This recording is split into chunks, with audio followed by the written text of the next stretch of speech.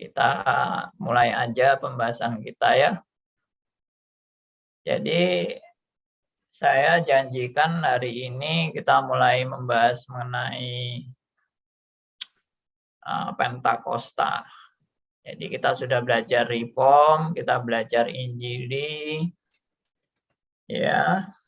Sekarang Pentakosta. Sebelum Pentakosta itu saya sudah menjelaskan mengenai gereja atau gerakan holiness, ya, gerakan holiness, gerakan pengudusan itu dipelopori oleh John Wesley dan kawan-kawan dan diteruskan akhirnya menjadi membentuk satu gereja yang namanya gereja Metodis. Tapi seperti yang saya pelajari juga ya, seperti gereja Advent, lalu gereja ya macam-macam lah sekarang ya, gereja Bethel, Tabernakel dan sebagainya. Ternyata gereja-gereja ini juga mengalami ini ya, pembaruan-pembaruan ya.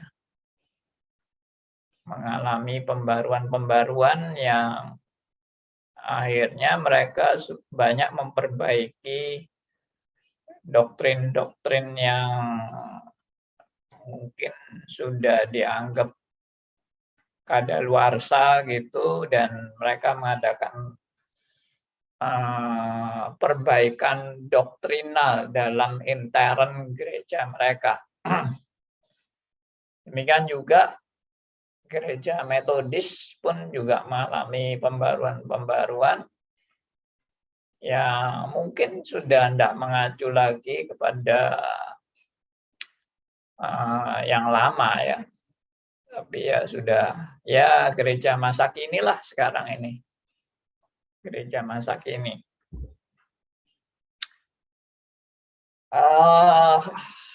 Ya, oke, kita langsung aja ke munculnya Pentakosta. Gereja Pantekosta kalau di Indonesia. Tapi saya tidak mau membahas yang di Indonesia, saya mau membahas yang pertama kali sejarah munculnya gereja Pentakosta. Kalau di bahasa Inggrisnya sih Pentecost ya, Pentecost. Bukan Pantekos. Kalau di Indonesia ini Pantekos. Di bahasa Inggrisnya Pentecost ya. Gereja Pentakost ini awalnya apa ya, kejadian apa ya? Nah, itu harus belajar juga kaitannya dengan ini, dengan kelompok holiness ini ya. Jadi kelompok holiness itu terus berkembang dari abad 18 sampai awal abad 20. Ya. Nah, mereka mengadakan kelompok-kelompok doa, persekutuan dan sebagainya. Lama-lama persis seperti yang dulu munculnya holiness ini, yaitu merasa kurang ya, merasa ada yang kurang dalam gereja.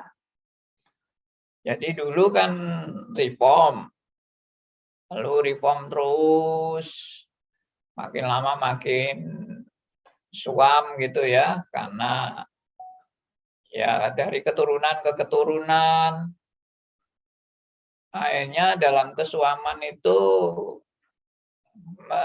mereka merasa kering ya, merasa kering dan tidak ada kehidupan mungkin dalam gereja mereka yang sudah mentradisi turun-temurun. Akhirnya muncullah kesegaran baru, dan kesegaran baru itu yang disebut dengan holiness, dan itu yang juga menekankan yang namanya second blessing.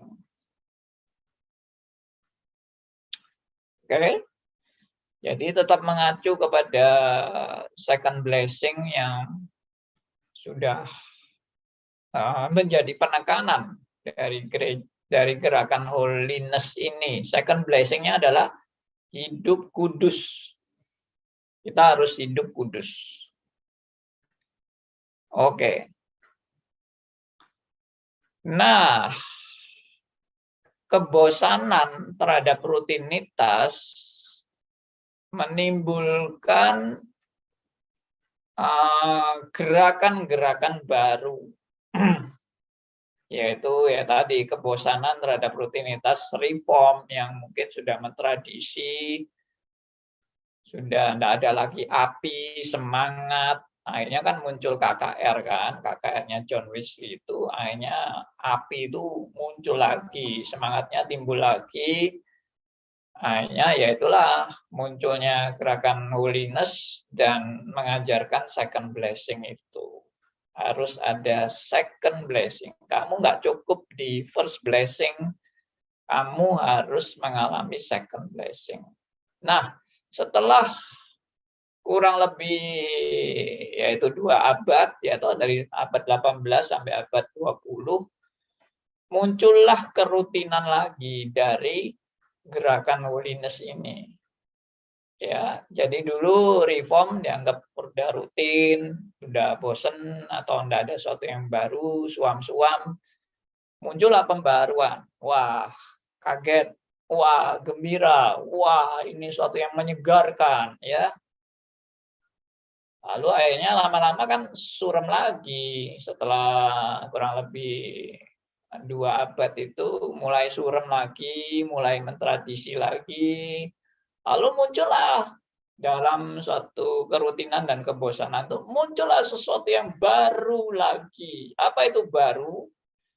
Tiba-tiba dalam suatu persekutuan ya tahun 1901 di Kansas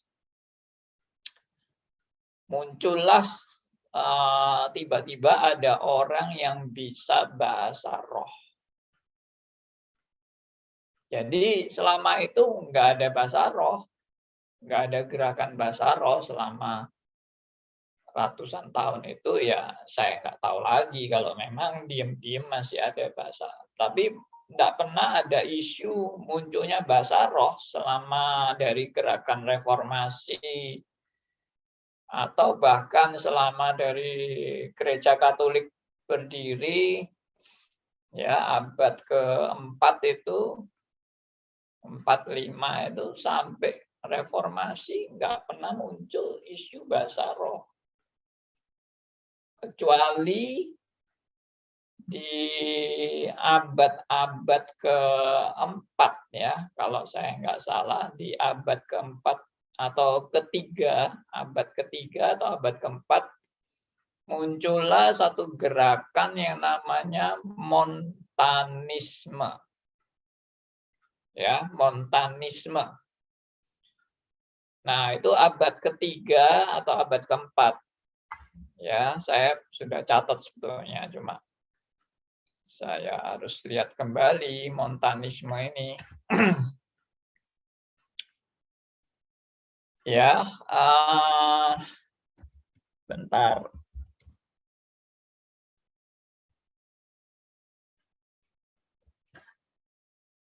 Ya, jadi gerakan Montanisme ini satu gerakan yang ingin mengulang, ya, ingin mengulang pengalaman Roh Kudus yang sudah jarang dialami oleh orang-orang pada zaman itu, ya abad ini kalau saya lihat sih abad kedua ya, akhir dari abad kedua itu Montanisme. Nah itu, jadi di ini ya saya bacakan sejarahnya Montanisme. Jadi itu sebagai nubuat baru, ya, sebagai nubuat baru. Montanisme dari tokoh yang namanya Montanus. Jadi Montanisme itu nubuat baru, ya, penganutnya dikenal sebagai nubuat baru, ya. Nah, nama pendirinya Montanus, dan itu muncul pada akhir abad kedua. Ya, kenapa begitu? Karena mereka mengalami kembali masa-masa seperti pada zaman Rasul. Ya, jadi kalau abad kedua itu kan sudah abad kedua akhir, ya. Kalau abad kedua akhir kan berarti hampir 2 tahun, ya, tahun ke-200 kan. Akhir abad kedua itu kan tahun 200, mendekati 200. Nah, itu berarti kan sudah hampir 140 tahunan dari sejak zaman Rasul. 140 tahun lewat. Jadi itu masa-masa yang sudah cukup lama. 140 tahun itu bukan masa yang sebentar, ya, cukup lama itu kan. Ya. Nah, itu mereka sudah merasa kok kurang mengalami pengalaman-pengalaman zaman Rasul. Yaitu pengalaman-pengalaman dapat wahyu, ya, pengalaman kenabian dan sebagainya. Itu yang menjadi satu kerinduan, ya, kerinduan dari orang-orang yang sudah mengalami rutinitas. Kok tidak ada sesuatu yang baru, ya, tidak ada sesuatu yang baru, ya. Lalu kenapa nggak muncul lagi seperti zamannya Pentakosta itu? Wah, para rasul bisa dapat lidah-lidah api, ya, suara angin keras, ya, lalu bisa berbahasa roh. Nah, itu Montanisme ini menghidupkan kembali itu semangat ini, mengalami nubuatan, mengalami penglihatan, mengalami karunia-karunia roh dan sebagainya. Nah, itulah namanya Montanisme. Itu hanya bertahan, ya, hanya bertahan kurang lebih katanya cuma abad ke-4 itu katanya, atau abad ke-3 itu sudah selesai, sudah nggak ada. Cuma ada yang nyatet katanya bertahan di tempat yang terpencil sampai abad ke-6, tapi itu juga nggak jelas, ya. Nggak ada catatan sih dalam sejarah abad ke-6 itu mereka bertahan. Tapi akhirnya habis, lalu yaitu di zamannya Katolik itu sudah nggak ada itu yang namanya bahasa roh apa, itu sudah nggak ada. Nah, itu yang kita herankan kan, karunia kok bisa habis, ya. Karunia daripada Tuhan itu kok bisa habis. Kalau mestinya kalau itu karunia dari Tuhan, ya nggak habis dong. Nah, itu yang perlu dipertanyakan. Nah, lalu yang cerita saya tadi, ada suatu persekutuan di Kansas itu, ya, sehingga tahu-tahu di persekutuan itu muncullah orang yang bisa bahasa roh. Bayangkan tuh dari, ya, kalau misalnya dianggap benar gitu sampai abad ke-6 mereka bertahan si Montanisme ini. Lalu abad 6 hilang kan. Dari abad 6 sampai abad tahun 1901 itu berarti abad 20. Berarti 14 abad bahasa roh itu lenyap. Itu. Nah, perlu kan saudara renungkan, ya, kalau memang bahasa roh itu karunia yang begitu penting, kenapa bisa lenyap 14 abad? Nah, itu aja mungkin sudah tidak ada yang bisa menjelaskan itu. Berarti itu kalau karunia penting, 14 abad lenyaplah karunia itu. Berarti orang-orang Kristen zaman dulu itu zaman 14 abad itu enggak mengalami karunia yang penting itu gitu. Oke, ya, saya lanjut. Jadi sejak tahun 1901 itu nanti ada sih itu semua sejarahnya ada tercatat. Nah, lalu bergairah, muncullah gairah baru. Wah, bisa bahasa roh ya. Tadinya nggak ada bahasa roh. Tiba-tiba muncullah bahasa roh. Wah, ini sesuatu yang baru ini, sesuatu yang menyegarkan ini. Ya, fresh, sesuatu yang benar-benar fresh from the oven. Masih hangat ini ya. Wah, semangat, dapat bahasa roh ya. Akhirnya menular itu. Bahasa rohnya akhirnya beberapa orang dapat, bukan hanya satu aja yang dapat. Menular sampai kurang lebih 1920 atau 1930-an, maka baru disahkan bahwa ada gerakan Pentakosta.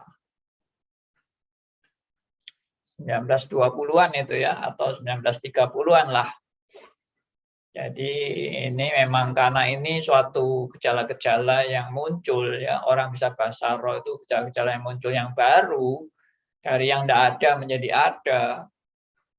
Ya tentunya orang masih bertanya-tanya kan, ini apa ini, suatu apa ini bahasa roh itu. Nah lalu akhirnya makin lama makin besar, makin berpengaruh, dan akhirnya diresmikanlah gerakan ini menjadi gerakan yang Kristen yang dianggap yang baru. Ini. Dan itu yang menjadi yang namanya second blessing. Jadi second blessing yang versi John Wesley itu adalah second blessing-nya adalah hidup kudus.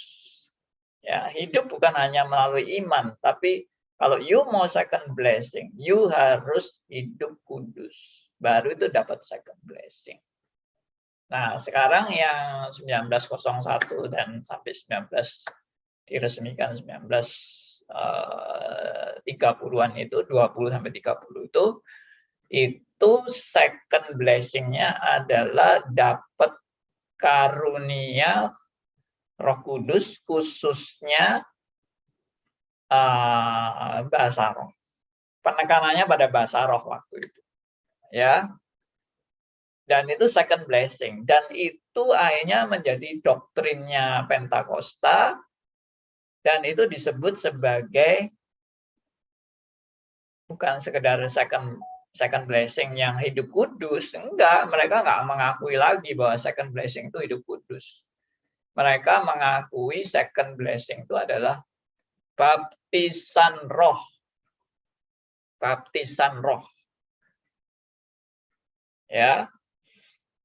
Nah, ini penting ini untuk Anda nanti mengerti ini. Kenapa kok ada baptisan roh? Sedangkan sebelumnya di gereja di gereja karismatik, di gereja Katolik sampai gereja Reform nggak ada itu penekanan kamu harus mengalami baptisan roh.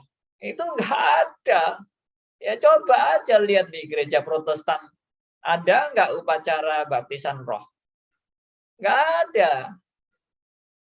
Ya. Tapi baptisan roh itu ada di Alkitab. Berarti kalau begitu yang menghidupkan Alkitab ini Pentakosta dong kalau gitu. Ya kan? Gereja Protestan justru mematikan baptisan roh. Gereja Protestan ini. Gereja Reform ini. Apa itu gereja Reform itu? Tidak ada baptisan rohnya. Makanya mereka tidak bisa bahasa roh. Orang-orang gereja Protestan ini. Jadi, kalau Anda mau second blessing, dan Anda berkelimpahan karunia sampai bisa bahasa roh, itu harus mengalami baptisan roh. Nah, ini yang bagi orang Protestan pasti aneh. Pasti aneh. Yuk coba tanya aja lah sama orang-orang gereja Protestan, sama gereja GKI, gereja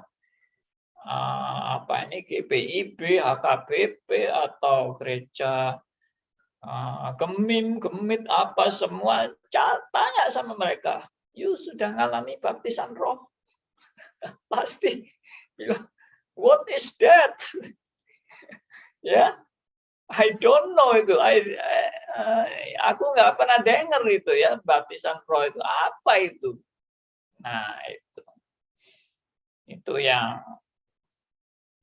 yang dianggap keunggulan gereja Pentakosta yang di dalam gereja Protestan, gereja Reform tidak ada. Nah, itu akhirnya ya itulah, akhirnya muncullah yang namanya gereja Pentakosta yang kita tahu ya mereka sangat mengunggulkan bisa bahasa roh. Dan kalau awal-awal sih munculnya di Indonesia ini dengan gereja yang suka nangis-nangis, itu memang awalnya dulu mereka itu ciri-cirinya pokoknya kalau dapat sentuhan Roh Kudus, nangis-nangis sampai ngaku-ngaku dosa, sampai jerit-jerit, sampai gulung-gulung, ya toh, untuk menunjukkan bahwa mereka itu dapat Roh Kudus, gitu. Lalu sampai bisa bahasa roh. Kalau sudah sampai puncak ya, pengalaman puncak bersama dengan Roh Kudus itu ya mereka anggap ya itulah bahasa roh, itu puncaknya itu. Nah, itulah sedikit riwayat Pentakosta dan terus berkembang dengan sangat pesat dan sangat hebat, harus diakui gereja Pentakosta akhirnya sampai ke Indonesia juga dan juga berkembang dengan sangat pesat. Ya, Pak Tong pernah bilang di satu desa itu, hanya ada satu GKI dan satu gereja Pentakosta. Pak Tong katanya pernah kembali lagi ke desa itu berapa tahun kemudian, mungkin sekitar 7 tahun atau apa, kembali lagi ke situ, gereja Protestannya cuma tetap satu, gereja Pantekostanya katanya sudah 15 atau berapa ya, saya enggak terlalu ingat sih data-data yang Pak Tong sharingkan. Pokoknya intinya adalah gereja Pantekosta itu perkembangannya sangat pesat.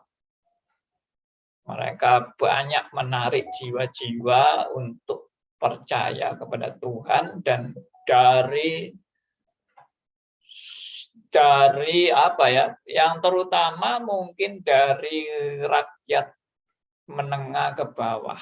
Terutama, bukan saya katakan tidak ada yang menengah ke atas, ada menengah ke atas, tapi keunggulan gereja Pantekosta harus diakui sampai ke pelosok-pelosok, sampai ke desa-desa, sampai ke gang-gang, ya, itu ada gereja Pantekosta. Itu memang luar biasa dan harus diakui. Memang itu luar biasa.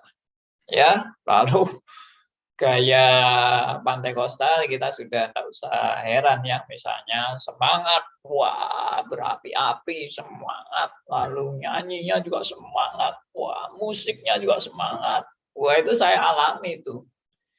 Saya alami, meskipun saya dari gereja Protestan ya, Protestan tradisional turun-temurun. Tapi waktu saya bertobat itu saya kan keliling gereja dan saya juga masuk ke gereja-gereja Pantekosta waktu itu. Semangat luar biasa.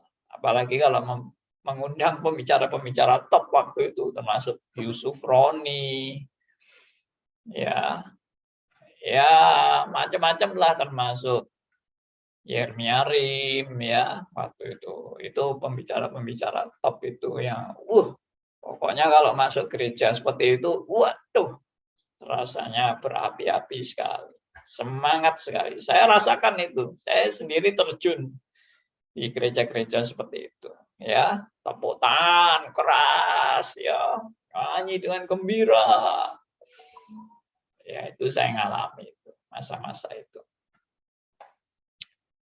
Ya itu tadi tidak dipungkiri bahwa masa-masa itu adalah masa-masa, meledaknya ya perkembangan gereja Pantai Kosta, dan gereja yang tradisional ini masih adem ayem gitu. Adem ayem, tentrem, aman, sentosa. Ya itulah, waktu itu belum ada gereja reform. Iya toh? Pak Tong juga belum mendirikan gereja reform sama sekali. Itu tahun berapa itu saya mulai terjun sampai ke gereja Pantai Kosta itu tahun 78, 79. Itu saya keliling gereja itu. Semua gereja saya masuki.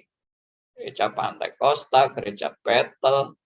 Bethel itu ya Pantai Kosta, tapi ada nama kan, nama gereja Pantai Kosta, gereja Bethel, Bethel Injili, ya.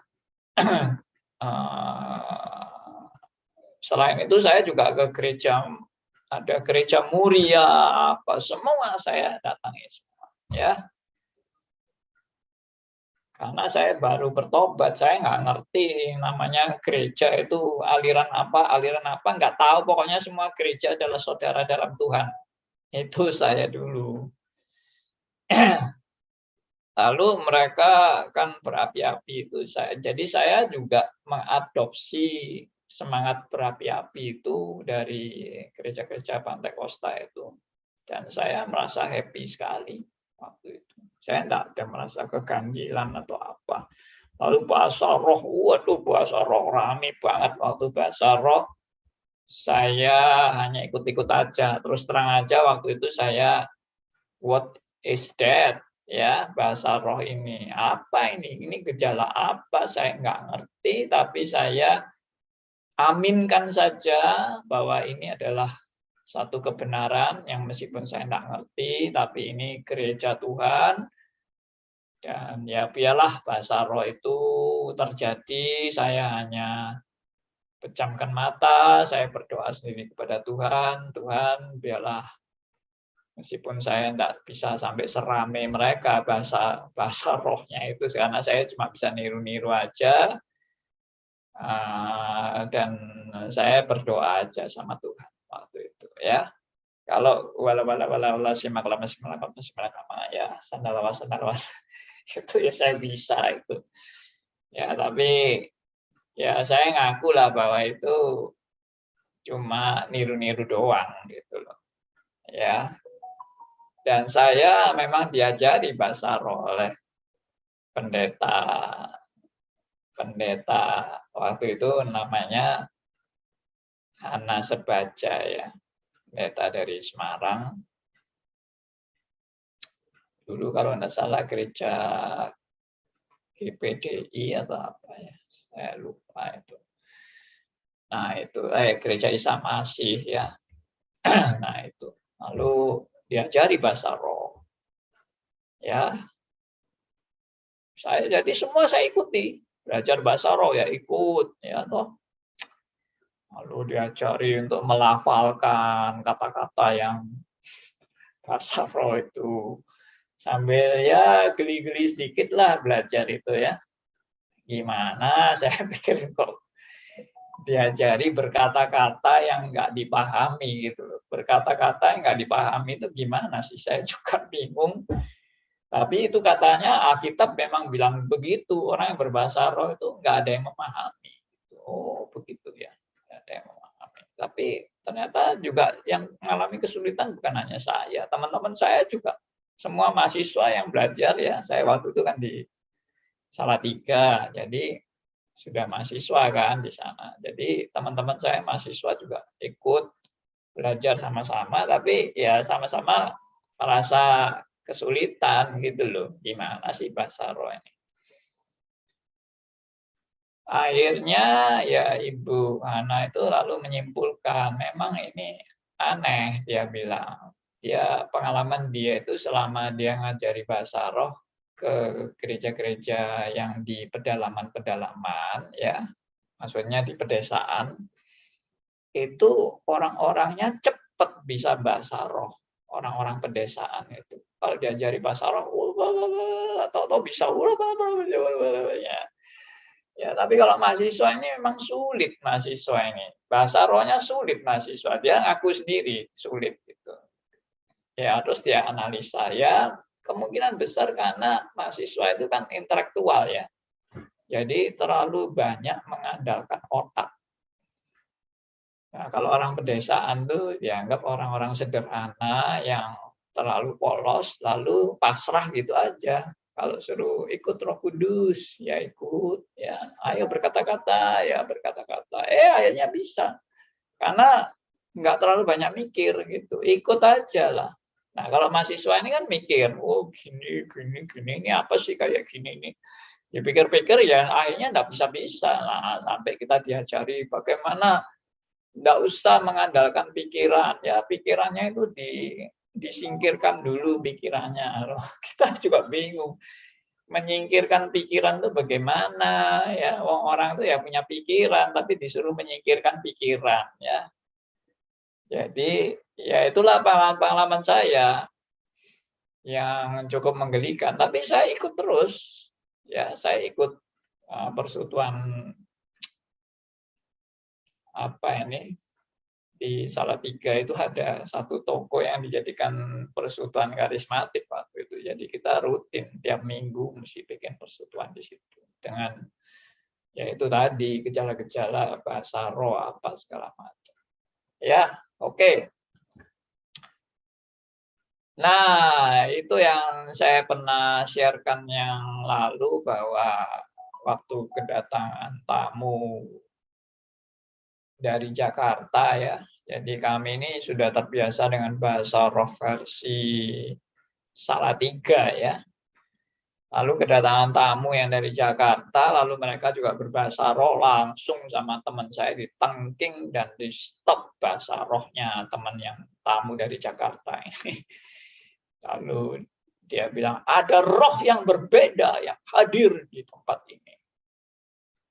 Lalu dia tengking itu, dia stop bahasa rohnya, ya memang di stop ya stop bahasa rohnya. Cuma habis itu kan baru kita diskusi, kita tanya, kenapa lu kok nyetop bahasa rohnya itu? Lalu dia bilang, saya merasa rohnya beda. Ini ada roh yang berbeda, ini yang hadir di persekutuan kita ini nggak sama dengan roh kita. Oh ya, kamu tahu berbedanya gimana? Iya, bahasa rohnya aja beda. Dia bilang. Bahasa roh kita sama bahasa roh mereka beda. Oh, lalu saya analisa sekarang ya, jadi orang kok bisa ngerti bahasa roh berbeda. Kalau berbeda itu berarti mana yang benar? Kita yang benar atau mereka yang benar? Kan enggak ada patokannya. Tapi yang jelas berbeda. Ya, yang bahasa roh yang Salatiga sama bahasa roh yang Jakarta beda. Lalu dikatakan rohnya beda. Nah, tapi kalau roh beda itu berarti yang benar yang mana, yang salah yang mana. Kan berarti kalau dia menengking, berarti yang ditengking itu kan yang salah. Tanamnya nama Yesus berhenti. Berhenti akhirnya. Oh, berarti bahasa rohnya Salatiga yang benar. Yang bahasa roh Jakarta yang salah. Ya itulah, saya pikir apa patokannya ya. Berarti kan patokannya cuma ini, sense saja. Ya, ini ajaran yang lain dengan kita atau yang benar, yang sama dengan kita. Nah, itu. Jadi pakai sense, bukan pakai standar. Taunya ini bahasa roh benar atau salah itu sense semua. Ya, mungkin apa itu istilah lainnya, insting atau apa. Ya, itu kan sulit sekali standarnya kalau mau pakai patokan seperti itu. Nah, itulah yang terjadi. Lalu ada yang bilang, oh ada bahasa roh yang asli Pak, dari yang sekian yang ikut-ikutan tuh ada yang asli. Yang asli itu memang bisa, kata-katanya panjang ya, lalu diterjemahin gitu dengan bahasa-bahasa yang bahasa ya dengan diterjemahin jadi bahasa Indonesia gitu kan, katanya bahasa roh itu kan bahasanya bahasa asing gitu, lalu diterjemahin. Ya, saya tetap bingung karena di Alkitab juga dikatakan bahasa roh itu tidak ada seorang pun yang mengerti. Lalu dia juga mengucapkan rahasia. Nah, ini semua sudah saya bahas di YouTube ya tentang bahasa roh. Saudara kalau mau dengar silahkan dengar ya, itu silahkan cari judul di Stris Ngagel, channelnya Stris Ngagel, lalu di playlist ya, cari di playlist, lalu temanya bahasa roh Pentakosta, Kisah Rasul, dan Korintus. Ya, itu saya bahas lengkap di situ. Oke. Lalu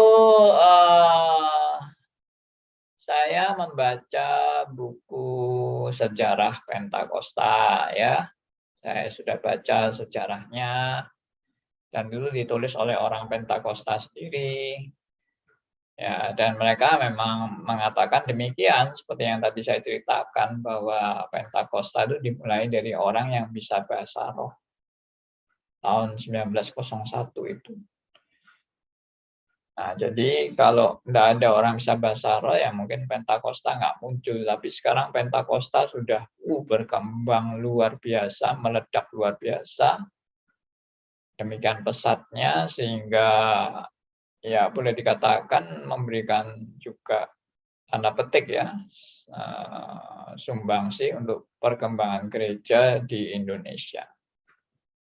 Oke, sekarang kita tinjau secara teologis. Ya, secara teologis. Pertama, second blessing. Nah, second blessing yang menurut gerakan holiness itu adalah hidup kudus. Nah, kita kan sudah membahaskan hidup kudus menurut prinsip reform itu bukan second blessing. Hidup kudus itu ya namanya itu proses pengudusan dari orang percaya. Jadi tidak ada second blessing. Hidup kudus itu ya bagian proses dari hidup orang percaya. Jadi nggak ada orang percaya yang tidak mengalami proses pengudusan alias sanctification. Nggak ada, pasti semua anak Tuhan akan mengalami sanctification ini, pasti. Jadi nggak usah, istilahnya nggak usah diragukan.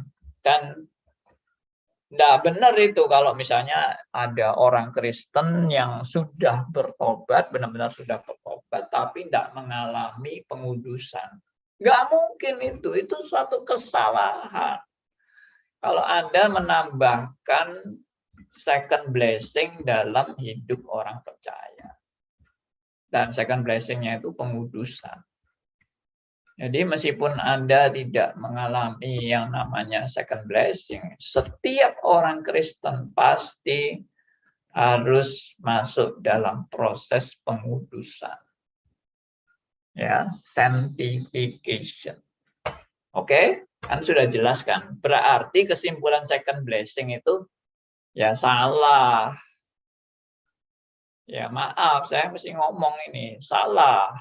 Berarti yang benar bagaimana? Yang benar tetap kamu dibenarkan melalui iman. Bukan melalui second blessing. Ya, second blessing itu tidak ada. Tidak ada. Apalagi kalau dijadikan syarat second blessing itu syarat keselamatan. Itu tambah menyimpang dari kebenaran. Alkitab dengan tegas, kamu itu dibenarkan melalui iman. Gitu loh. bukan melalui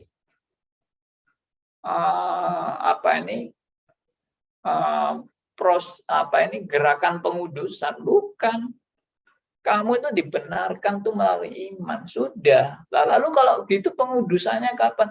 Pengudusannya dengan sendirinya berlangsung. Begitu kamu itu dibenarkan melalui iman, kamu masuk dalam proses pengudusan. Nah, kalau gitu apa Pak second blessing itu? Tidak ada second blessing. Yang ada itu first blessing, sudah. The only one blessing.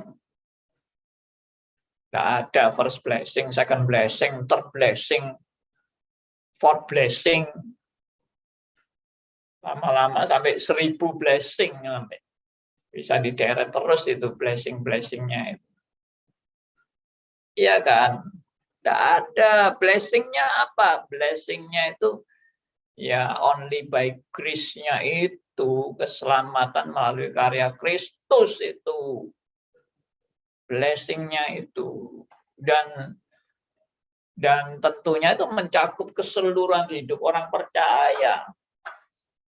Hidup orang percaya itu keseluruhannya dari awal sampai matinya itu semua dalam anugerah Tuhan. Jadi tidak ada anugerah kedua, anugerah ketiga, anugerah keempat. Tidak ada. Kamu begitu lahir baru, kamu bertobat, kamu menerima Yesus sebagai Tuhan dan Juru Selamat, kamu masuk dalam proses pengudusan dan makin lama makin diubahkan menuju pada pendewasaan rohani, bertumbuh terus sampai akhir hidupmu. Oke? Nah, bagaimana dengan second blessing-nya Pentakosta ini? Nah, ini mungkin cukup peka ya. Cukup peka karena bagi orang Pentakosta itu sudah itu mutlak. Second blessing-nya itu dengan bisa berbahasa rohnya itu mutlak. Meskipun sekarang gereja Pentakosta juga banyak mengalami perubahan dan tidak semua gereja Pentakosta mengikuti paham second blessing ini. Karena Pentakosta sudah berkembang dengan independen, berkembang sendiri-sendiri, ada yang bahkan sekarang sudah jadi reform. Gereja Pantekostanya itu. Nah, oke, kembali lagi. Jadi kalau begitu bagaimana kita menanggapi second blessing versi gereja Pantekosta yang menekankan baptisan roh dan bisa berbahasa roh.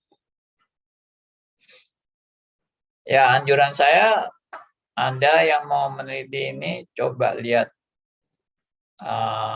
itu di YouTube itu, tadi Stris Ngagel itu, dan pembahasannya adalah bahasa roh di Kisah di Pentakosta, di Kisah Rasul, di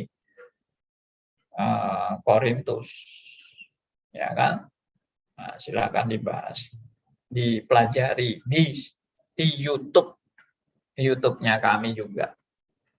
Tapi saya janji, saya juga akan di tempat ini, saya akan saya harus membahas singkat, secara singkat. Kalau saudara mau lengkapnya ya tadi di tema bahasa roh khusus itu. Tapi dalam forum kita ini saya akan bahas singkat tentang bahasa roh yang menurut gereja Pentakosta itu adalah second blessing. Nah, jujur saja kalau Anda mau teliti Alkitab, Alkitab juga tidak pernah menyebut bahwa bahasa roh itu second blessing. Tidak pernah. Ya, coba aja cari di Alkitab.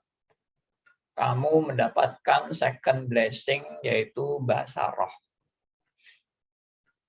Tidak ada di Alkitab. Coba cari deh. Saya berani diajak argumentasi tentang bahasa roh ya. Bukan saya sombong, enggak. Ya, karena saya sudah belajar juga tentang bahasa roh itu. Ya, tidak ada itu kata second blessing untuk bahasa roh. Dan second blessing untuk baptisan Roh Kudus. Itu juga nggak ada. Saya tidak katakan bahwa baptisan Roh Kudus tidak ada. Baptisan Roh Kudus ada. Tapi baptisan Roh Kudus yang jadi second blessing itu tidak pernah ada. Ya, ini saya ngomong bukan ngawur ya. Saya ngomong bukan ngawur. Saya bisa buktikan dengan jelas. Nah, cuma orang kan tidak ngerti baptisan Roh Kudus itu apa, Pak. Nah, karena tidak ngerti, lalu diajari itu second blessing, lalu diajari itu kalau kamu ngalami itu kamu bisa bahasa roh. Oh, gitu ya. Baru paham saya. Kalau second blessing itu baptisan Roh Kudus, dan dengan baptisan Roh Kudus itu saya punya karunia bisa berbahasa roh. Maka orang Kristennya tidak mengerti, tapi tertarik dengan ajaran ini. Oh, rame-rame kepengen mengalami baptisan roh. Karena memang ditanyakan, kamu bisa nggak bahasa roh? Nggak bisa. Nah, itu kamu belum baptisan Roh Kudus. Kamu harus ngalami baptisan Roh Kudus. Oh, gitu ya. Iya. Ayo. Itu kita lagi ikut upacara baptisan Roh Kudus ya di gereja kami. Di gerejamu kan enggak ada itu. Ikut aja. Nah, ikut akhirnya.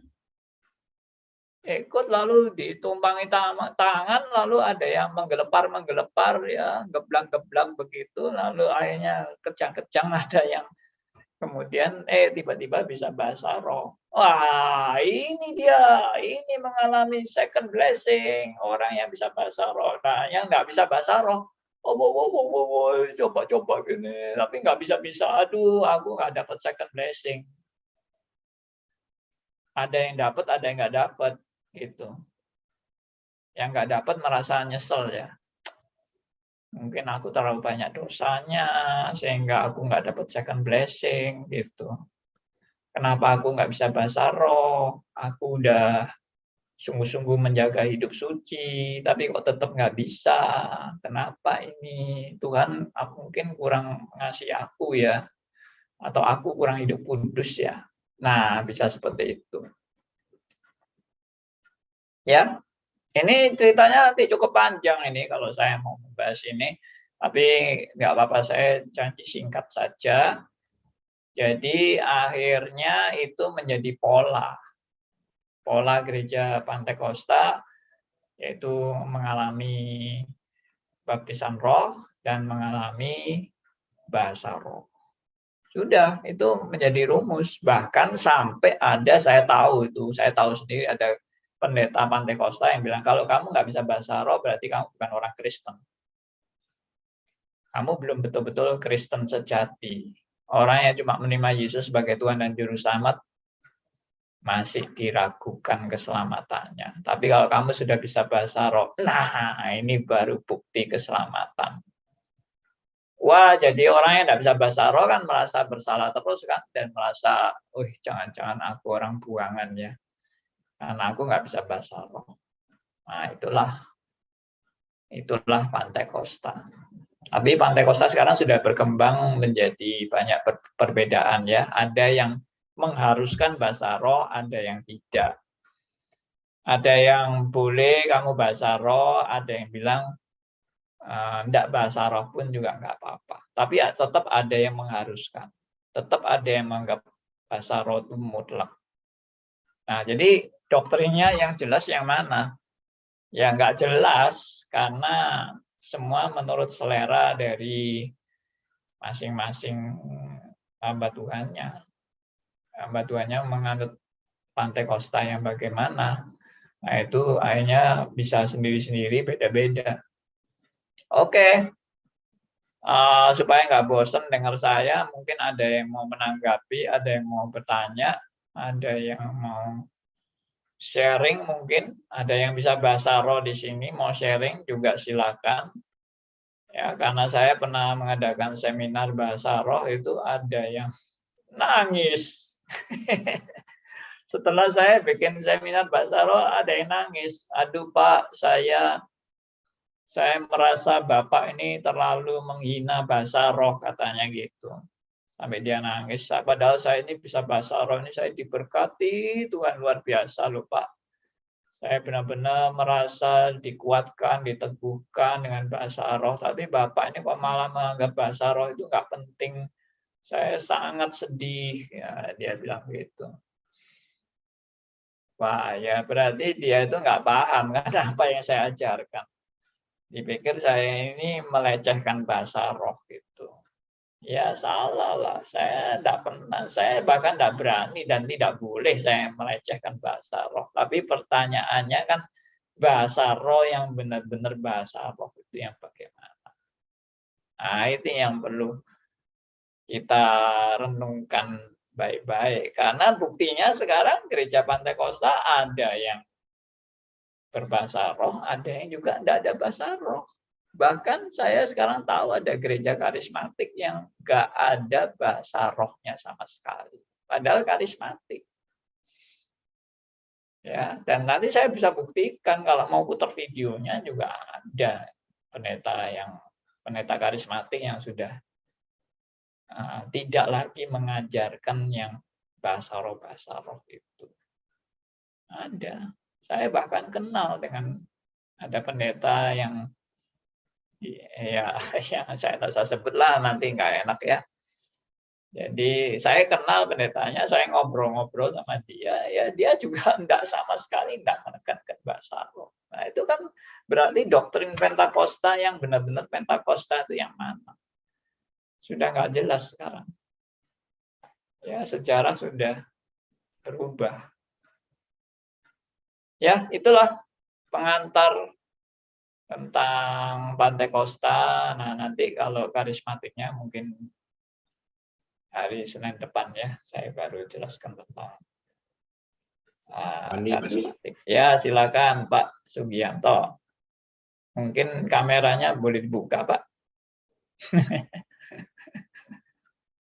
Nah, supaya bisa lihat. Ya, oke. Andri, kalau menurut saya itu bahasa roh itu personal ya Pak. Apa bisa satu gereja semua begitu? Nah, itu mesti Bapak Sugianto ini lihat video saya itu yang membahas bahasa roh itu. Berapa sesi ya itu ya, Pak Hendarto yang mestinya tahu. 40 sesi, Pak. 40 sesi bahasa roh. Oh, bukan. Masa 40 sesi? Ada 2 itu. 12 kan udah 15, Pak. Oh iya, 15 aku salah. Nah, 14. 14 sesi, Pak, bahasa roh, Pak. Tapi kalau tadi Pak Sugianto tanya apakah itu personal, saya tidak menjawab itu personal atau enggak personal. Bahasa roh itu adalah kalau yang menurut Alkitab loh ya, bukan masalah personal enggak personal. Bahasa roh yang menurut Alkitab itu sebetulnya itu yang namanya karunia, ya. Tapi karunia ini yang disebut dalam Alkitab itu bukan bahasa roh. Bahasa lidah. Karunia berbahasa Lain. Nah, bahasa lain. Bukan bahasa lidah juga. Bahasa lidah itu kalau di Indonesia ini jadi orang nggak ngerti. Apa itu bahasa lidah? Iya kan? Nggak ngerti. Bahasa Inggrisnya memang tongues. Tapi tongues itu adalah, saya diberitahu teman ya, yang dosen bahasa Inggris, dia bilang tongues itu nggak bisa diterjemahkan ke Indonesia jadi lidah. Tongues itu adalah istilah dalam bahasa Inggrisnya itu istilahnya itu linguistik. Suatu istilah linguistik. Linguistik itu suatu istilah yang mempunyai arti yang nggak bisa diterjemahkan secara hurufiah. Oh, tongues, lidah. Enggak. Tongues itu adalah orang yang berbahasa. Itu. Ternyata sederhana kan. Jadi karunianya karunia apa? Karunia berbahasa. Karunia berbahasa itu yang bagaimana? Karunia berbahasa itu berarti kan karunia itu kan yang tidak dipelajari kan. Kalau yang dipelajari itu namanya bukan karunia, itu namanya talenta. Itu dipelajari. Saya talenta itu bisa ada bakat alamiah, tapi kan tetap belajar. Tapi ada juga yang tidak bakat alamiah, tapi dari belajar itu dan dia punya talenta yang kemudian bisa bagus. Ya, misalnya talenta musik, main musik. Ya kan dari belajar. Ya ada yang otodidak ada, tapi kan tidak tiba-tiba itu tahu-tahu pegang piano tiba-tiba langsung winternya kayak Beethoven misalnya. Wah, ya sudah nggak mungkin lah. Ya. Tapi kalau yang namanya karunia itu nggak pakai persiapan. Nggak ada orang karunia menyembuhkan. Wah, saya tak belajar dulu ya. Bagaimana menyembuhkan orang itu dengan menggunakan karunia penyembuhan.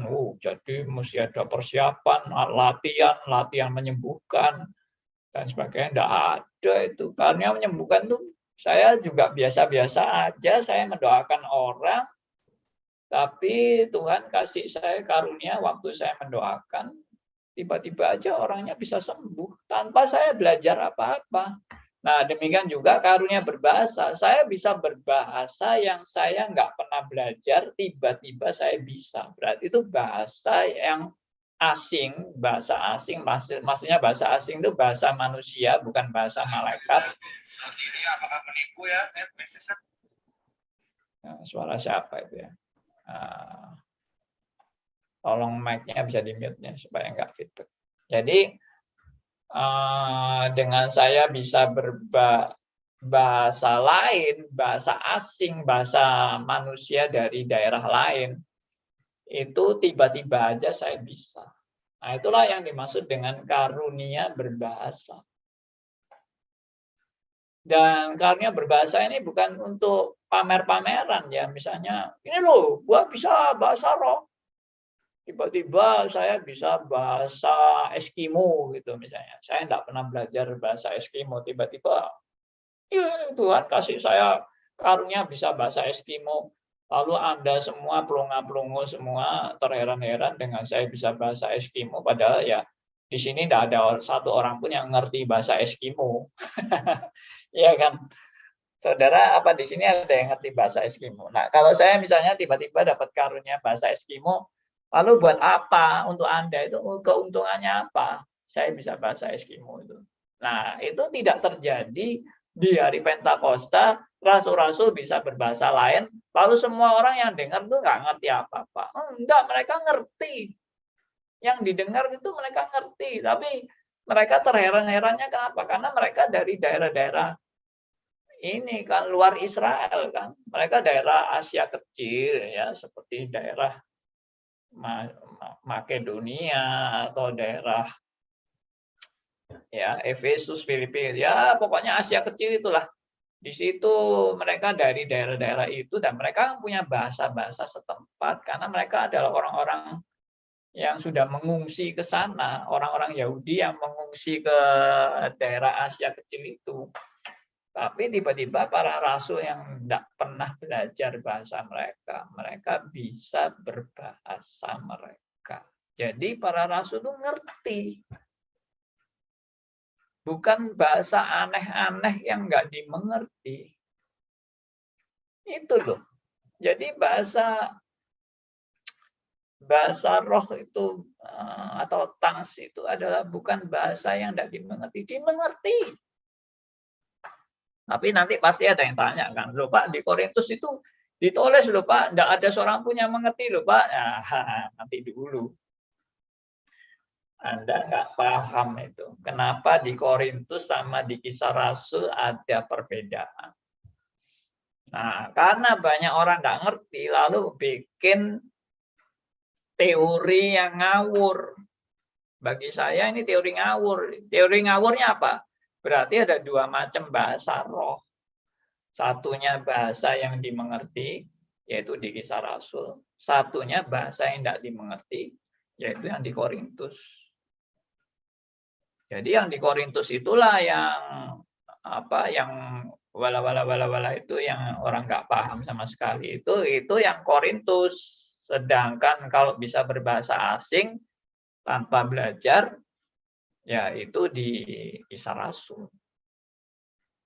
Tapi itu bukan yang benar. Saya katakan itu kesimpulan ngawur dan salah total. Saya percaya bahasa roh cuma satu. Ya, bukan bahasa roh, mestinya bahasa lain. Karunia berbahasa cuma satu. Yaitu orang bisa berbahasa lain tanpa belajar. Lalu bahasa yang tidak dimengerti itu apa? Itu bukan bahasa lidah yang benar. Itu bukan karunia berbahasa yang benar. Itu karunia, maaf, saya mesti ngomong ya. Kalau kita belajar benar-benar kitab Korintus, itu karunia yang justru disalahgunakan oleh jemaat Korintus. Justru itu karunia yang disalah terapkan oleh jemaat Korintus. Itu karunia yang wala yang nggak mengerti itu. Tapi karunia yang benar itu di Kisah Rasul. Oke? Nah, kalau saudara nggak terima dengan omongan saya, silakan lihat di YouTube ya. Penjelasan saya, Andi Halim, silakan cari Andi Halim bahasa roh ya di Kisah Rasul, di Pentakosta, di Korintus. Nah, silakan lihat 14 sesi. Oke, itu silakan kalau ada yang mau tanya yang lain. Ya. Nggak usah malu deh. Ya, silakan Pak Sugianto. Berarti mungkin nggak Pak itu yang bala itu bukan dari Roh Kudus? Sangat mungkin, bukan mungkin enggak, tapi sudah pasti. Saya percaya itu bukan bahasa roh yang dimaksud oleh Alkitab. Alkitab tidak pernah mengajarkan bahasa roh yang wala itu. Ya, saya kalau ngulang lagi yang saya jelaskan di YouTube itu 14 sesi itu ya capek dong. Maksudnya capek itu bukan saya enggak mau jelasin, tapi Nggak usah ya, Pak, nanti cari sendiri. Oke. Jadi dengan nanti belajar di situ baru ngeh gitu loh, baru ngerti. Itu betul-betul saya uraikan tuntas habis itu bahasa roh di YouTube itu. Ya. Terima kasih Pak. Ya, baik. Tanya Pak Andi. Silakan Pak Roni. Jadi kalau melihat perjalanan sejarahnya Pantekosta dan karismatik ini dan penerapan ataupun teologianya hampir sama ya Pak ya kira-kira Pak ya. Kalau dilihat Hampir sama, betul. Kalau dilihat dari apa yang Bapak jelaskan, semua itu ini tuh ada di karismatik dan itu memang jelas-jelas menjadi satu ritual ya, jadi satu kebiasaan. Dan seperti yang Bapak sebutkan yang di Korintus itu ekstasi rohani itu memang pada saat-saat yang terjadi gemuruh, terjadi suatu keributan. Nah disitulah apa disebut mereka. Saya sudah menganggap diri saya ini berbeda. Jadi mereka itu mengalami satu hal jamahan Tuhan pada saat mengalami satu suara yang begitu gemuruh lah. Nah, itu memang berarti hampir sama sebenarnya aliran daripada Pantekosta sama karismatik, Pak ya. Betul. Nanti saya uraikan karismatik yang lahirnya karismatik itu bagaimana. Itu nanti hari Senin ya, saya uraikan. Jadi sekarang saya mulai dari sejarah Pantekosta dari awal, yaitu yang jadi problem utamanya itu karena mereka menekankan second blessing, lalu baptisan roh, dan akhirnya bahasa roh itu sebagai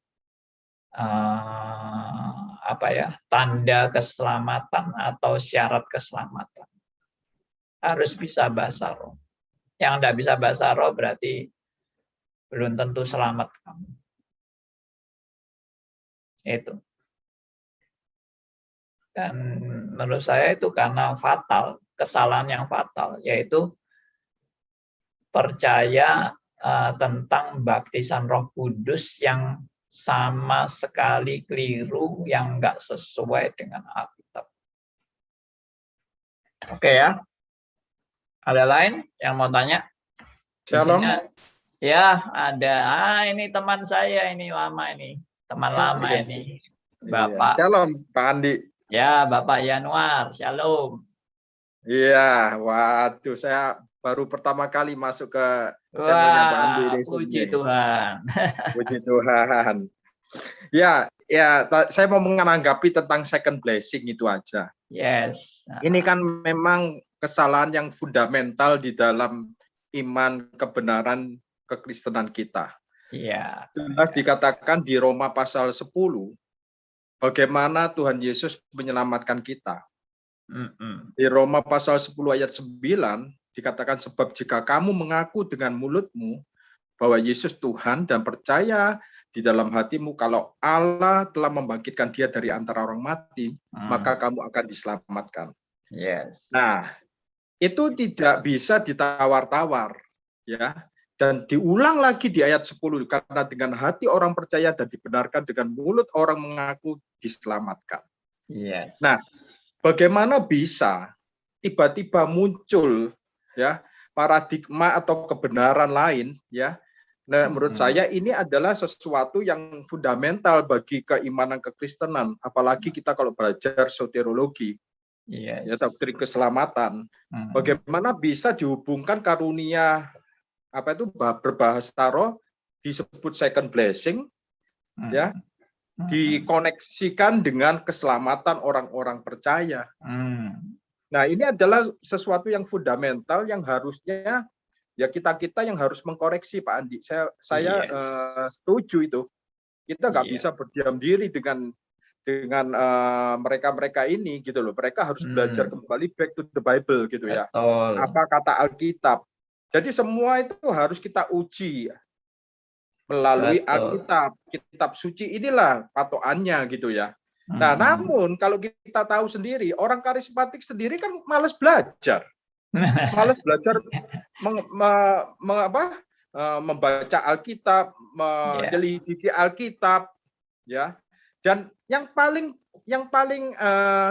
sering kita dengar ya, yang paling sering kita dengar kalau kita mau membenarkan pengajaran-pengajaran yang keliru, mereka akan berkata seperti ini. Sepertinya benar, ya. Alkitab itu firman Tuhan itu bukan untuk diperdebatkan, tapi untuk dilakukan. Iya kan? Ya, untuk diimani. Ya, untuk dilakukan. Saya percaya, ya kan? Ya, seperti yang Pak Andi tadi ngomong bahwa second blessing atau kalau di John Wesley kan tadi disebutkan bahwa itu adalah hidup dalam kekudusan ya. Iya, betul. Ya kan, hidup dalam kekudusan. Tapi itu bukan syarat untuk keselamatan. Benar. Gitu ya kan, setelah kita percaya kepada Tuhan, kita dibenarkan itu bukan karena kesalehan kita. Bukan karena bagaimana kita hidup, kekudusan kita, bukan. Iya. Kita sudah dikuduskan satu kali untuk selama-lamanya oleh darah Yesus. Ya kan? Tapi ini kan pertumbuhan. Kita berbicara tentang pertumbuhan orang-orang Kristen. Bagaimana kekudusan itu bisa termanifestasi keluar dari setiap perkataan kita, dari setiap perilaku kita, supaya orang-orang yang di sekitar kita bisa melihat Tuhan kita itu siapa gitu loh dari hidup kita. Bisa membaca. Mereka kan nggak pernah membaca firman Tuhan. Iya. Bisa membaca dari kehidupan kita. Ya itu saja itu. Supaya mereka juga bisa percaya kepada Tuhan kita. Tapi ada juga yang mengatakan bahwa kekudusan itu yang tadi progressive sanctification itu adalah juga bagaimana kita bisa mempertahankan kekudusan kita sehingga keselamatan kita nanti nggak bisa hilang gitu loh Pak Andi. Nah, ya kan? Ya itu aja Pak. Itu Pak. Oke. Tambahan saya. Wah, Terima kasih Pak Andi. Terima kasih untuk Pak Yanuar ya. Ini Pak Yanuar ini juga hamba Tuhan ini. Makanya mantap ini kalau ngomong ini. Ya, sama-sama. Berkat bimbingannya Pak Andi juga. Ya, puji Tuhan. Ya. Ya, Pak Andi.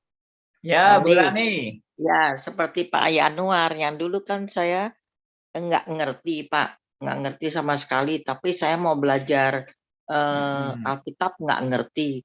Jadi saya udah keliling-keliling seperti Pak Andi ya. Jadi udah keliling-keliling. Nah, itu kebetulan teman saya emang ada yang insinyur, ada yang teman saya yang sebangku itu selalu juara pertama, orangnya sih baik ya. Nah, yang karismatik itu, yang seperti Pak Yanuar, dia bilang, lu katanya ya, bahasa roh gitu ya, itu kan dari Tuhan, semuanya dari Tuhan katanya gitu ya.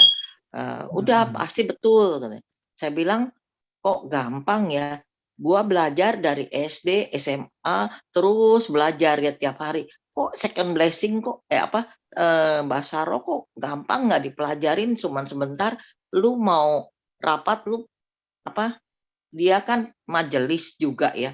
Kok habis pulang kantor rapat terus renungan gua belum bikin ini nih katanya. Sketsa mau meeting mau apa. Kok cepat banget, nggak dipikirin dulu, nggak diduakan dulu, nggak di apa.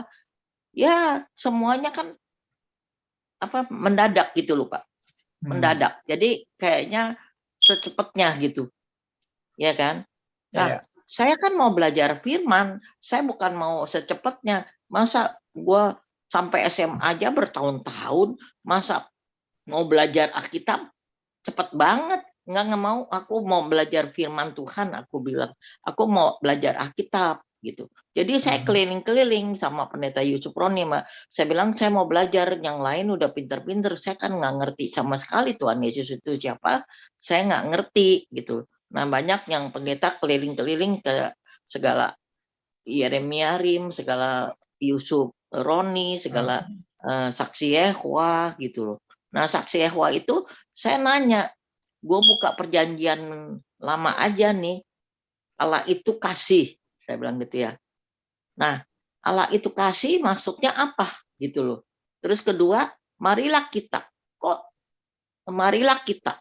Kitanya itu apa gitu kan? Marilah kita kan berarti saya taunya ada Allah Tritunggal, tapi Allah Tritunggal itu apa? Saya nggak ngerti gitu loh.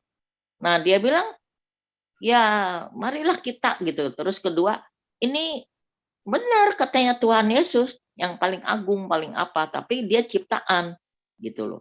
Nah, maka itu gue mau belajar, saya bilang gitu. Ya, itu saya keliling-keliling. Dipersingkat, Bu. Tolong bisa dipersingkat. Ya, maka itu saya bersyukur ya akhirnya di KKR Pak Tong, saya kan nggak ngerti Pak Tong itu siapa, Pendeta Tong. Saya masukin aja kan setiap KKR. Baru dia bilang mau belajar firman Tuhan, katanya gini.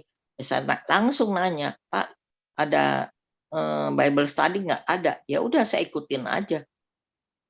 Gitu. Saya sih puji Tuhan deh, terima kasih. Sampai sekarang saya ikutin. Oke.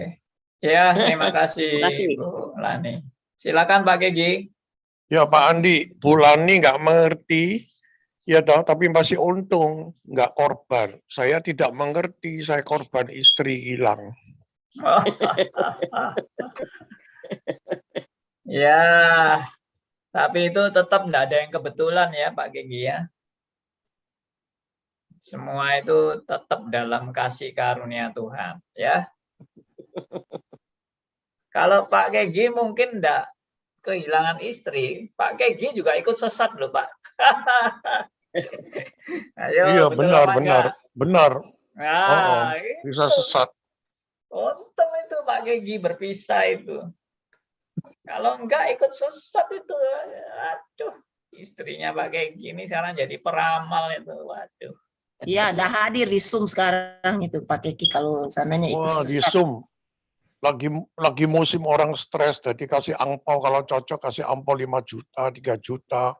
Paling sedikit 200.000 katanya anak saya cerita. Ya. Oke. Ya, baik. Ada yang mau tanya yang lain?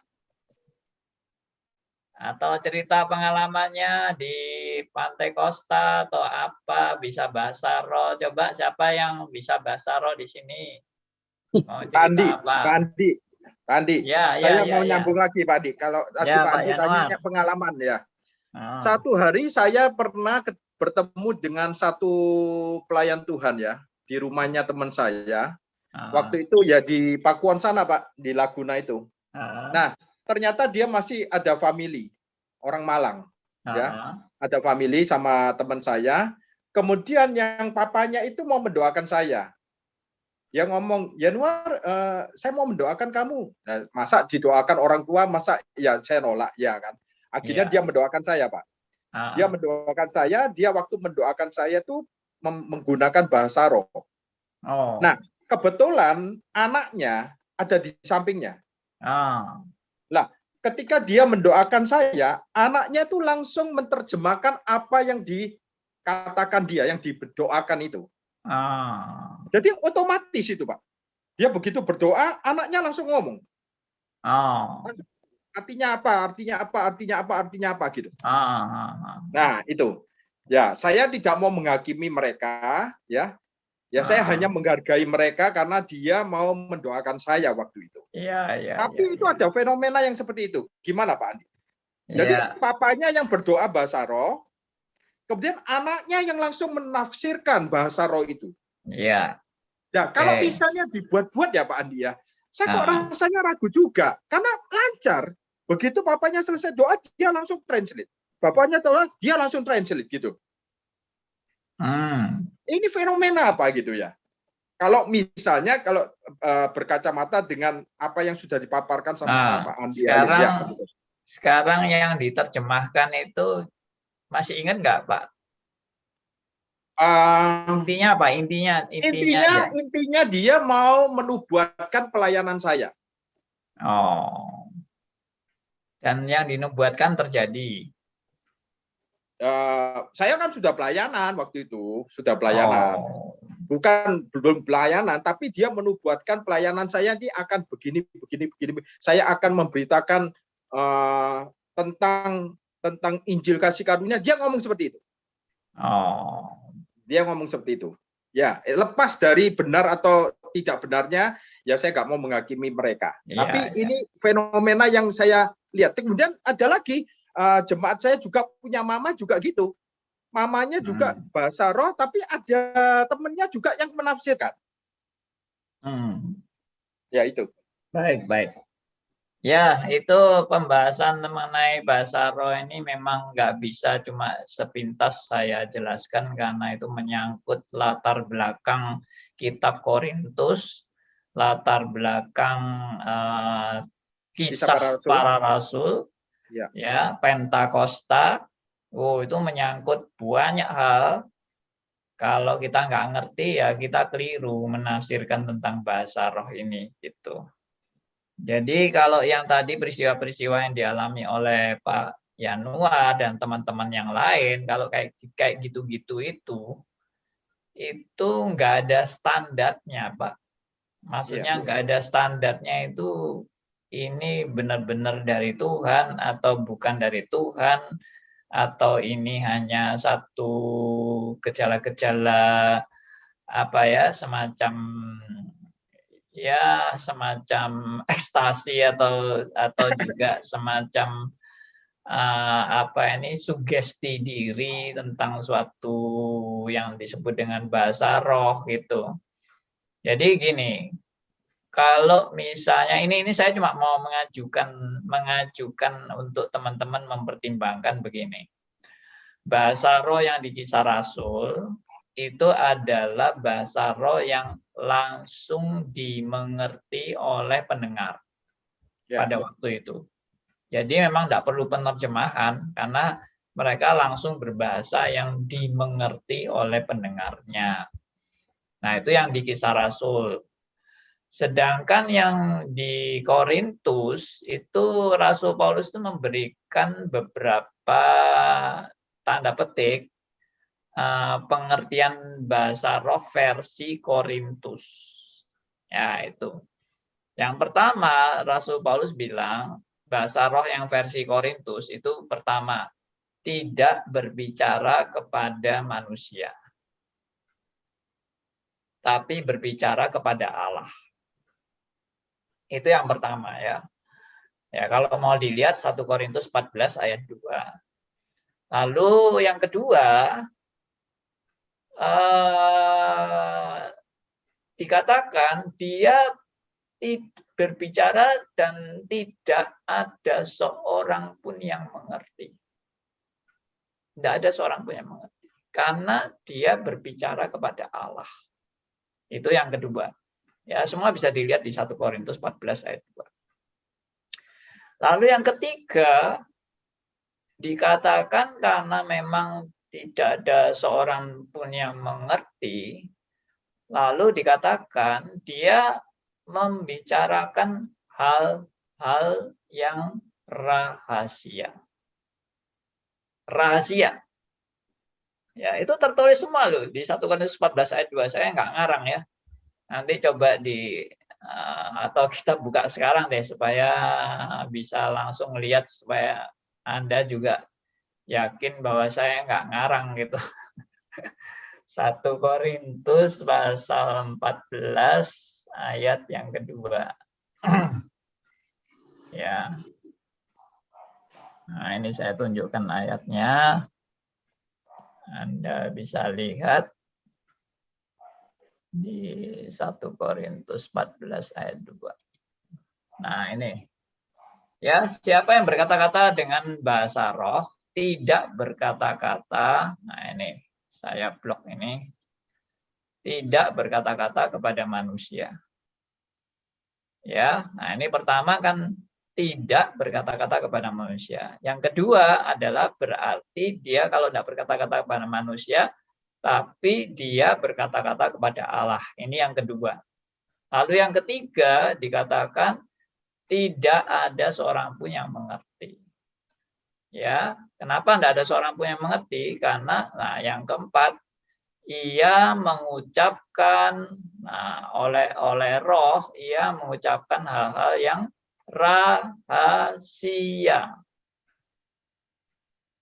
Jadi ada 4 hal, ya. Pertama, tidak berkata kepada manusia. Yang kedua, berkata kepada Allah. Yang ketiga, tidak ada seorang pun yang mengerti. Yang keempat, mengucapkan hal-hal rahasia. Nah, saya tidak mau menguraikan panjang lebar ini, tapi saya cuma mau membandingkan dengan yang di Kisah Rasul. Ya, saya tidak perlu tunjukkan ayatnya, tapi kalau saudara mau baca sendiri juga bisa di Kisah Rasul pasal 2, ya, ayat 4 dan seterusnya. Nah, di situ dikatakan para rasul itu berbahasa dan berkata-kata kepada siapa? Coba tolong ada yang mau jawab. Kepada mereka. Kepada mereka. Mereka itu siapa? Kepada orang-orang Yahudi yang dari perantauan itu. Dan itu maksud saya itu kan manusia kan? Betul, betul. Mereka berkata-kata kepada manusia. Nah, betul. Kalau yang Korintus tidak berkata-kata kepada manusia, berarti berbanding terbalik. Iya. Ya. Lalu dikatakan kalau di Korintus ini kan tidak berkata-kata kepada manusia, tetapi kepada Allah. Ya. Ya kan? Mereka berkata kepada Allah. Nah, yang jelas di Kisah Rasul, para rasul tidak berkata-kata kepada Allah. Jadi berbanding terbalik dengan yang Korintus ini. Kalau Korintus itu tidak berkata kepada manusia, Kisah Rasul berkata kepada manusia. Korintus bilang, tapi berkata kepada Allah. Di Kisah Rasul, mereka tidak berkata kepada Allah. Nah, karena kepada manusia. Lalu berikutnya, tidak ada seorang pun yang mengerti. Nah, pertanyaan saya adalah, di Kisah Rasul orang ngerti nggak? Mengerti waktu itu. Mengerti. Tapi di Korintus tidak ada yang mengerti. Ya kan, berbanding terbalik lagi. Lalu yang keempat, ya, dikatakan oleh roh ia mengucapkan hal-hal yang rahasia. Nah, perhatikan, hal-hal rahasia. Nah, oke, ini saya blok. Nah, kalau di Kisah Rasul, mereka mengucapkan hal rahasia atau hal yang dimengerti, yang dipahami. Ya jelas yang dipahami toh Pak. Ya, dipahami, bukan rahasia. Berarti yang di Kisah Rasul dan yang di Korintus 180 derajat berbanding terbalik. Dan ini kalau kita mau belajar sungguh-sungguh, kita baru tahu kenapa. Itu yang saya sudah jelaskan di YouTube ya. Nanti kalau Pak Yanuar juga mau meluangkan waktu dengar uraian saya di YouTube itu tentang bahasa roh ini, itu saya uraikan habis-habisan ini deh. Antara Kisah Rasul dan Korintus. Ya, kenapa ini berbanding terbalik? Dan banyak orang nggak paham di sini. Lalu cuma menyimpulkan, oh kalau gitu ada dua bahasa roh. Satunya kepada Allah, satunya kepada manusia. Tapi bagi saya itu kesimpulan yang ngawur ya. Kesimpulan yang terlalu menyederhanakan yang dimaksud di kisah di Korintus ini. Ya, itu pendahuluan saya Pak Yanuar. Jadi ya, terima kasih Pak. Oke. Ini sebagai aja pendahuluan, nanti Anda bisa belajar langsung dari YouTube ya. Mungkin bisa dibagikan alamatnya oleh host ya. Tolong dibagikan ini alamat YouTube-nya tentang bahasa roh kepada teman-teman supaya bisa belajar bersama tentang bahasa roh ini. Sebetulnya saya sendiri bisa sih carinya. Tapi yang pasti Pak Andi, Kisah Para Rasul dan Korintus tidak mungkin bertentangan. Yes, 100. Pasti tidak mungkin bertentangan. Karena yang menulis adalah roh kebenaran itu, kebenaran tidak akan bertentangan, toh. Betul. Jadi kalau sampai bertentangan berarti kan ada something, ya kan? Maksudnya ada sesuatu yang mau diberitakan di balik yang nampaknya bertentangan itu. Jadi sebetulnya tidak mungkin bertentangan memang. Betul. Yes. Oke. Ya, ini saya bagikan. Apa sudah dibagikan sama? Sudah. Oh, sudah ya. Oke. Jadi bisa di copy paste alamat tersebut, nanti bisa dibaca diikuti di YouTube ya. Pak Andi, jadi kalau yang enggak tahu di mana itu yang mengatakan bahwa kita sendiri tidak tahu bagaimana berdoa, tapi roh yang ada di dalam kita, dia yang maksudnya mengutarakan itu gitu. Apakah itu juga ada sangkut pautnya Pak dengan bahasa roh? Tidak ada. Tidak ada ya? Tidak ada. Itu sama sekali ayat itu roh akan membantu kita berkata-kata, itu tidak ada hubungannya dengan bahasa roh sama sekali. Okay. Tapi itu menunjuk, itu Paulus sedang membimbing jemaat Roma ya, di dalam mereka menghadapi penderitaan yang amat sangat berat. Saking beratnya penderitaan, orang itu sudah tidak bisa berkata-kata lagi. Di dalam tidak bisa berkata-kata, Roh Kudus membantu kita berdoa dengan kata-kata yang tak terucapkan. Jadi tak terucapkan loh ya. Kalau bahasa roh kan terucapkan. Tapi kalau di Roma itu justru roh itu membantu kita ya dengan kata-kata yang tak terucapkan. Nah, ini Pak Heru Lukito sudah tulis ayatnya di Roma 8 ayat 26. Jadi itu konteksnya konteks penderitaan.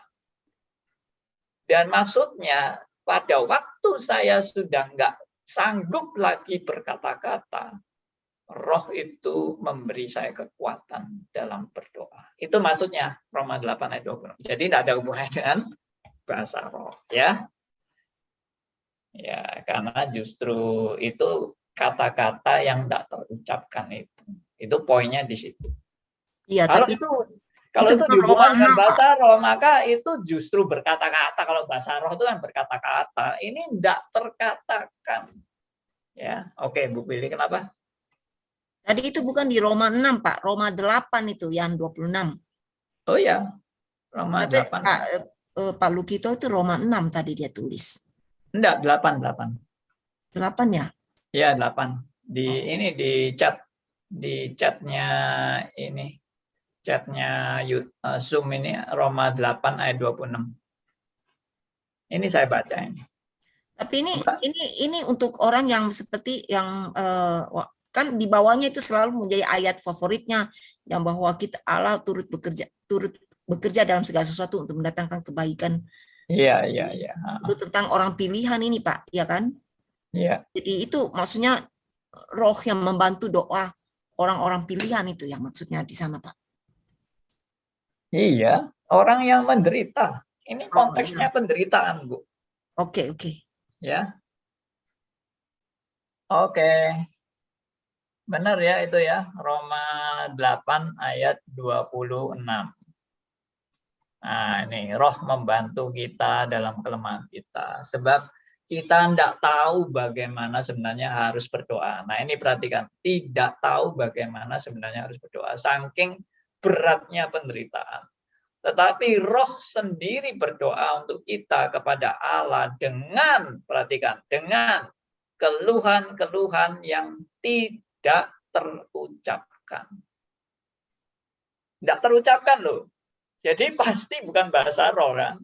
Kalau bahasa roh itu kan ngomong justru.